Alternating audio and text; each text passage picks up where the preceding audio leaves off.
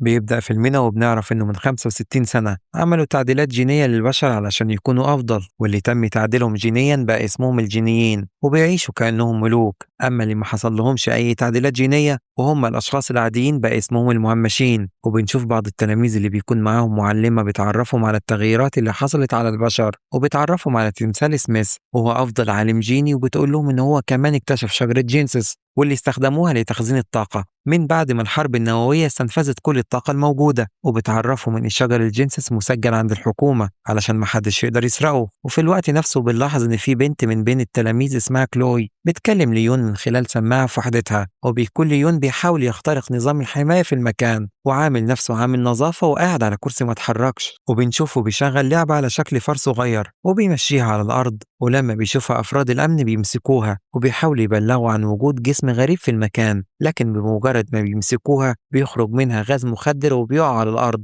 وأول ما بيقع وبيقرب منهم ليون وبياخد المفاتيح من جيب واحد فيهم وبيدخل مكان فيه مواسير وبيركب أنبوبة مكتوب عليها منظف على ماسورة وبيفتح المحبس، وبعدها بيراقب اللي بيحصل من خلال كاميرا وبيتأكد إن المنظف بيتضخ من خلال الأنابيب. وبنرجع مرة تانية بنشوف المعلمة وهي بتكمل كلامها وبتقول للتلاميذ إن التعديلات اللي حصلت لهم من أكتر من نصف قرن خلت كل واحد متميز في حاجة منهم. اللي سمعه قوي جدا ومنهم اللي صوته حلو قوي زي ميرا كده، وبتوريهم ميرا من خلال شاشة وبيكونوا مبهورين إنهم شافوها. ونرجع نشوف ليون بيحاول يدخل لمكان لكن لازم يدخل باسورد وبيلاقيه غلط. وفي الوقت ده بيتصل بكلوي وبيطلب منها تجرب تجيب له باسورد تاني يقدر يجربه، وبتفتعل المشكلة وبيجي فرد الأمن الموجود وبتاخد من جيبه نوتة مكتوب فيها أكتر من باسورد وبتمليهم لليون اللي بيجربها وبتنجح إنها تفتح الباب. وبيدخل بسرعة وبيحاول ياخد زهرة من أشجار الجينسيس، وأول ما بيقطع الزهرة جهاز الإنذار بيشتغل والكل بيعرف إنه حصل اختراق للنظام، وبيطلبوا من الجميع إنهم يخلوا المكان. وفعلا الكل بيبدأ يخرج ويفتشوهم كلهم وهم خارجين. ولما كلوي بتشوف ليون بتخطف منه دبدوب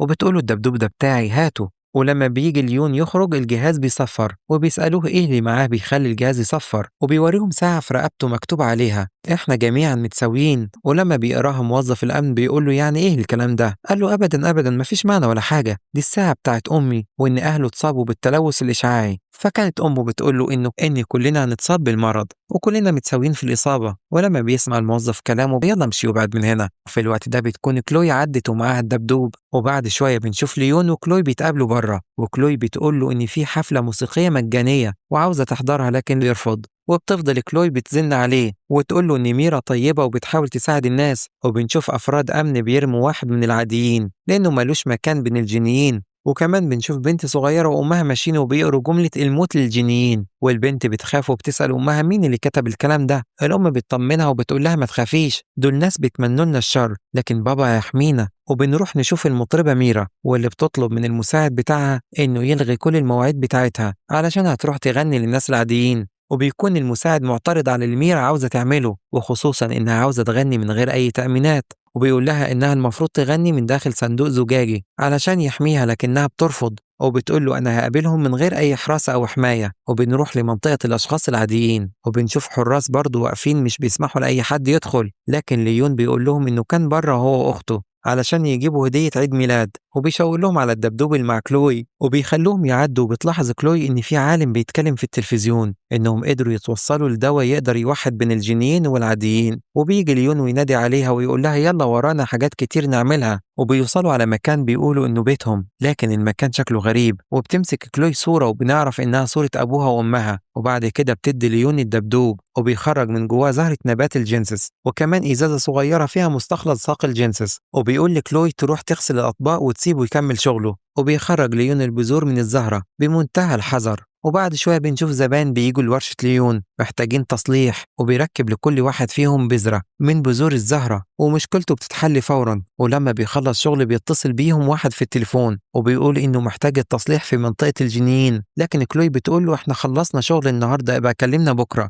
بيقول لها أنا مستعد أدفع 3 أضعاف بس تيجوا دلوقتي حالا. وهنا بيخطف منها ليون السماعة وبيقول له إحنا هنيجي فورا. وبتقول له كلوي أنت لو رحت دلوقتي هتبقى بتخاطر بنفسك لكن ليون بيقول لها إن 3 أضعاف تستحق المخاطرة، وبيبدأ ليون يشرح لها الطريقة اللي هيروحوا بيها لمنطقة الجنيين. وبعد شوية بنشوفهم وصل المكان المطلوب، وبيبدأ ليون يساعد الشخص اللي كان اتصل بيه في تصليح بدلة حديدية لابسها تحت هدومه. وبنشوف الناس اللي في الحفلة وداخل عليهم مجموعة من المسلحين اللي بيقضوا على الجنيين وبيفصلوا الكهرباء ويبدأوا بالهجوم على الجنيين. في الوقت ده بيخرج الراجل اللي كان ليون بيصلح له البدلة، وبيلاقيهم بيخلصوا على كل الموجودين، وبيرجع لليون وكلوي يقول لهم إنهم بيخلصوا على الجنيين، وبيقع على الأرض. ولما بيسمع ليون كلامه بيستعد للهرب هو وكلوي، لكن كلوي بتقول له احنا مش هنعرف نهرب. فبيقول لها طيب تعالي ساعديني البس البدله دي، وبيلبس بدله حديديه تساعده على الحركه. وبيستخبوا وبيسمعوا العصابه وهم بيتفقوا على انهم هيروحوا بكره يخلصوا على ميرا في الحفله اللي هتغني فيها،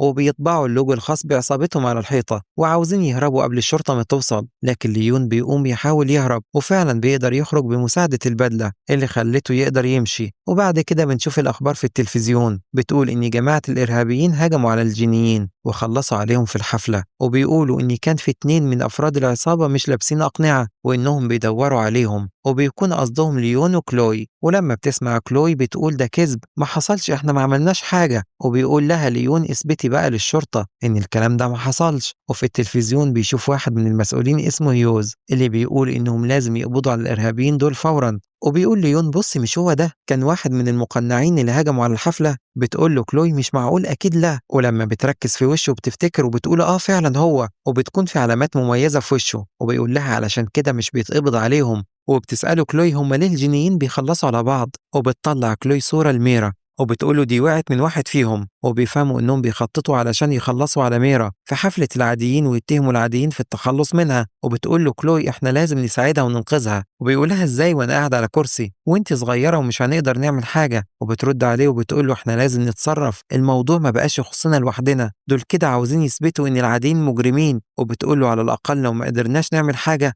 نحذر ميرا والناس. قال لها لو عملنا كده هيرمونا في السجن وهم كده كده بيدوروا علينا، وانت لازم تسمعي كلامي وتلم حاجاتك علشان نهرب. وبترفض كلوي تروح معاه وبتقول له امشي لوحدك. وبتكمل كلامها وبتقول له انا طول عمري بحبك وبعتبرك اخويا الكبير، لكن انت طلعت اناني ومش بيهمك غير نفسك، خليك لوحدك جبان اناني قاعد على عجل. وبتسيبه وبتمشي وبينادي عليها لكن بتسيبه وتمشي برضه. وبعدها بيبص للبدلة وبيقول لسه عندي فرصة، وبياخد البدلة وبيشتغل عليها وبيعمل عليها تعديلات. وفي الوقت ده بترجع كلوي وبتتفاجئ إن ليون ما هربش وبيحاول يعدل البدلة. وبعدها بيلبس البدلة وبتساعده كلوي إنه يتحكم في حركته وهو لابسها، وبيقول لها أنا همسك هيوز وأضربه كده وأخليه يعترف بكل اللي عمله. وبعد كده بنشوف ميرا بتغني في الحفلة وبيكون المقنعين في الحفلة بين الناس. ونرجع نشوف ليون وكلوي وبتسأله عن الخطة. قال لها أنا هروح أحاول أكون جنب ميرا أحميها منهم لحد ما أنت تروحي تبلغي الشرطة. بتقول له خلي بالك من نفسك. ونرجع نشوف المقنعين وهما بيخطفوا ميرا وعاوزين يخلصوا عليها، لكن ليون بيكون موجود وبيوقفهم وبيخلي البدلة اللي لابسها تحدف عليهم حاجات تبعدهم. وبتيجي كلوي بعربية وبتنادي على ميرا وبتاخدها في العربية، وبيفضل ليون يقاوم في العصابة وبعدها بيجري على العربية يركب مع كلوي. في الوقت ده بتتخض ميرا وتخاف من ليون، لكن بيهديها وبيقول لها دي عصابة بتخلص على الجنيين وكانوا عاوزين يخلصوا عليكي، لكن انت دلوقتي في امان ما تخافيش. وبياخدوها على بيتهم، وفي الاول بتكون خايفة ومش مطمنة، لكن لما بتتأكد ميرا انهم فعلا ساعدوها بتقوم تساعد ليون في تطهير جرحه. وبعد كده بيقول لها ان في مجموعة من الاشخاص بيهاجموا الجنيين بس علشان الكل يفتكر ان العاديين هم اللي بيعملوا كده وان قائد المجموعة الارهابية ده هو هيوز. لكن ميرا ما بتكونش مصدقة وبتقول له انا لازم ارجع بيتي لان عندي ميعاد بكرة مهم في مركز تنظيم الاسرة. قال لها يبقى لازم هيهاجموا مركز تنظيم الأسرة، لازم نكون مستعدين. وبتقوله طيب بلغ الشرطة، لكن ليون بيمنعها وبيقول لها هيوز من الشرطة ومش عارفين مين تاني ممكن يكون متورط. وبتقول لها كلوي فعلا هو عنده حق مش لازم تبلغي. وبتيجي تمشي لكن بيمنعها ليون وبيقول لها انت مش هينفع تخرجي من هنا. وبتغضب ميرا وبتقول له يعني انا محبوسة هنا؟ بيقول لها لا، لكن انت لازم تساعديني علشان نروح مركز تنظيم الأسرة،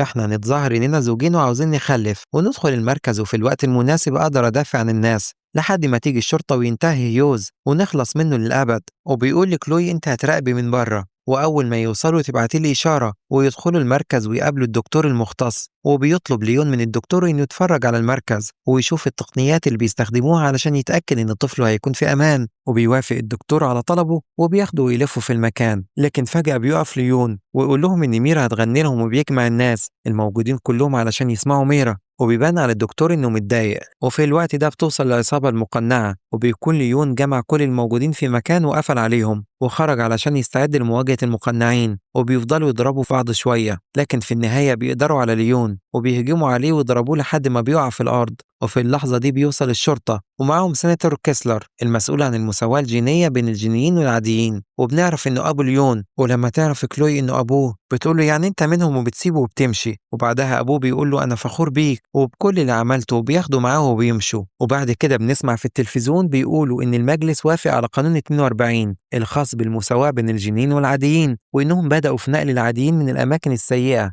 اللي عايشين فيها إلى أماكن الجينيين، وده بعد ما بيكشفوا عليهم ويتأكدوا إنهم خاليين من الأمراض. وبعدها بنشوف ليون في المستشفى وبيجي أبوه بيتكلم معاه وبيسأله عن كلوي، وأبوه بيقوله إنها هربت وبيدوروا عليها، وكمان بيسأله عملوا إيه مع هيوز. لكن أبوه بيقوله فكر في نفسك يا ابني أنت الأهم، وبيطلب من أبوه البدلة علشان يقدر يقوم. لكن أبوه بيقوله أنت ما بقتش محتاجة خلاص، أنا لقيتك وهساعدك وهعالجك. لكن بيرد عليه وبيقوله زي ما عملت مع أمي. وبيقوله أبوه إنه غلط لكن كان بيحب أمه جدا، وطلع ظرف من جيبه وقال له أمك سابت لك الرسالة دي. ولما بيقراها بيلاقيها بتطلب منه إنه يسامح أبوه وإنه يكون طيب القلب وإن البشر كلهم متساويين. وفي الوقت ده بتيجي ميرا وبتطلب من أبو ليون إنها تساعده، وبتاخده وبتخرج وبيتفاجئ بوجود كلوي. بينادي عليها وبتيجي تجري عليه وتحضنه وبتقول له جوزي حبيبي اشتقت لك. وبتكون ميرا واقفة متضايقة وبيسألها ليون انت ليه حذرت كيسلر وبلغتيه باللي هيحصل؟ قالت له انها كانت خايفة يقتلوه. قال لها كيسلر هو اللي ورا كل ده وهو المستفيد الوحيد من كل اللي بيحصل. فبتقول له ميرا ازاي وهو اللي خلى المجلس يوافق على المساواة بين الجنين والعاديين. وقالت له انت محتاج لأدلة قوية علشان تثبت اللي بتقوله. قال لهم المعمل هيكون في الدليل على كل اللي بقوله. وفي الوقت ده قالت كلوي انهم محتاجين لي كاميرا علشان يشوفوا الدليل. وفي نفس الوقت ده بينادي ليون على واحد من العاديين اللي كان مركب لهم أجهزة كاميرات، وطبعا علشان ياخد منه كاميرا يستخدمها في المراقبة. وبنروح للمعمل وبيكون كيسلر موجود ومعاه هيوز، وبتقف كلوي من بره الشباك وبتحاول تصور بالكاميرا اللي بيحصل، وبتسمعهم بيقولوا انهم بيستخرجوا المادة الحيوية من دماغهم وبعد كده بيخلطوها مع نسخة من تعديل الجينات، وبكده يكونوا حصلوا على جينات محسنة يقدروا بيها يحسنوا أي صفة هم عايزينها. فبيسألوا هيوز وانت فعلا هتساعد العاديين دول زي ما قلت؟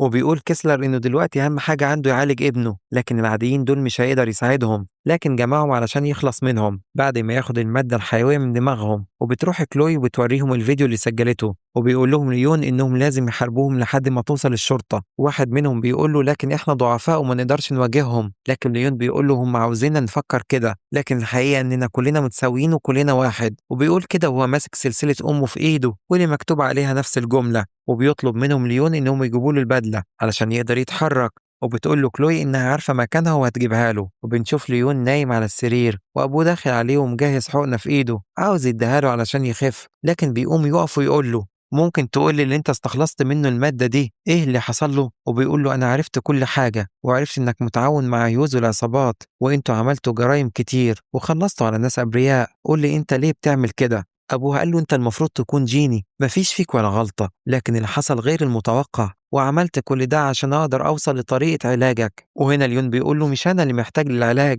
أنت المريض اللي محتاج تتعالج. وبيخرج ليون وبيروح يهجم على بعض أفراد العصابة، وبيطلب من كلوي إنها تبعت الفيديو للشرطة فورا قبل ما يوصل هيوز. وبيجي يمشي ليون بتوصل ميرا وبتقول له خلي بالك من نفسك وبتبوسه، وبيروح يواجه باقي العصابة. وفي الوقت ده بيقف مع ليون كل العاديين وبيحاربوا معاه وبيضربوا أفراد العصابة وبيحاولوا يخلصوا عليهم. وبيجي هيوز وبياخد ليون في مكان لوحده وبيقلع القناع وبيقول له لازم أخلص عليك. وفي نفس الوقت واحد من العصابة بيدخل على كلوي وميرا وبيحاول يخلص على ميرا، لكن بيجي واحد من العاديين وبيقدر ينقذها. وفي نفس اللحظة بيكون هيوز بيضرب ليون وخلع الماسك اللي على وشه وبيعرفه، لكن بيكمل ضرب عادي وبيقع جنب شجرة جينسيس وبيحدف هيوز بالأزهار بتاعتها فبتخلص عليه وبيقع على الأرض. وبتوصل الشرطة وبتمسك كل المسلحين. تيجي ميرا وكلوي يطمنوا على ليون وبتقرب منه ميرا وبتبوسه، وبيعلنوا عن الحادثة اللي حصلت في التلفزيون، وبيقولوا كل التفاصيل اللي حصلت، وإن البطل اللي كشف المؤامرة وساعد الشرطة في القبض على العصابة هو ابن كيسلر، وإن كيسلر اختفى بعد كشف تورطه في جميع الأحداث. وفي النهاية بنشوف كلوي وليون كعادتهم في البداية، لكن بنشوف كمان ميرا جات لهم وبتقرب من ليون وبتقول له إنه وحشها قوي وبتمشي معاهم. وبنشوف كيسلر وبيكون وشه مشوه وبيسمع أخبار البحث عنه في التلفزيون. ولحد هنا بيخلص فيلمنا.